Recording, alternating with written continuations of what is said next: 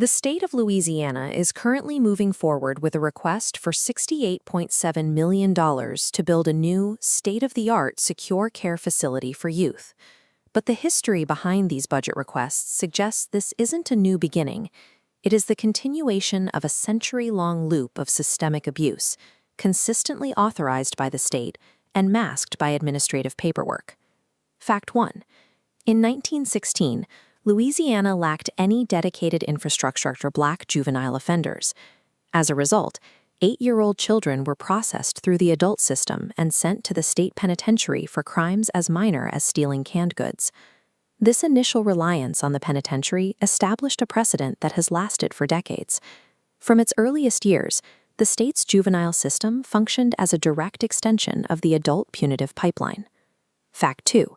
In 1925, the state introduced its first major institutional attempt at reform by opening the Louisiana Training Institute in Monroe. The facility was soon the subject of whistleblower affidavits from former stewards who described an internal culture governed by what they called the Iron Rule. Children as young as 13 were subjected to brutal whippings with a cat of nine tails. For minor infractions like dropping food crumbs on the floor, boys were forced to wait in lines of up to 15 to receive their punishment. This marked the first iteration of a recurring pattern in Louisiana, taking extreme institutional violence and rebranding it as educational training for the public. The State Industrial School in Baker, later Judson, quickly became known for security failures. Fact 3.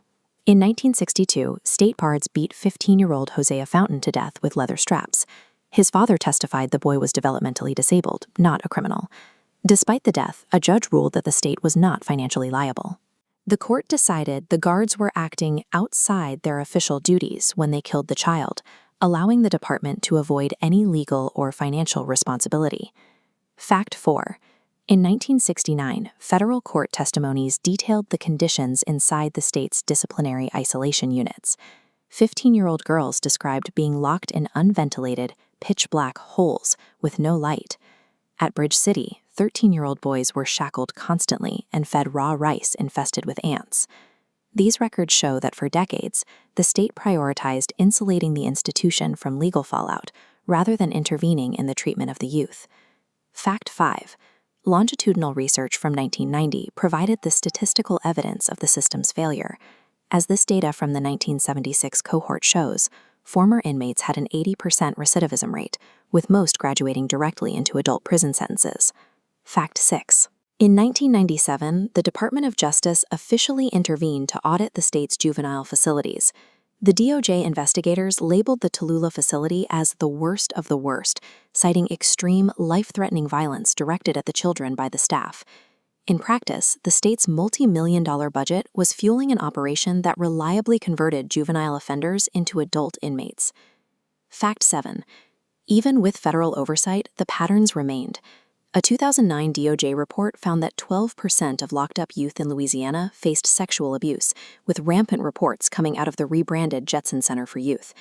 To avoid public scrutiny, the state shut down the facility in 2014 with a midnight move. They treated 76 children like cargo, shuffling them between facilities in the dead of night to evade the headlines. The state claimed the buildings were entirely unfit for youth. However, after a 2016 flood, they readily repurposed those same structures to house adult women inmates. To the department, these facilities are interchangeable assets. Humans inside are treated as inventory to be moved whenever the political climate becomes too volatile. Fact 9. Currently, the state has moved away from modern reform standards, citing capacity issues as the primary concern. Because of these shortages, Louisiana has recently moved children into Camp J, the notorious former adult death row unit at the Angola Penitentiary. Fact 10.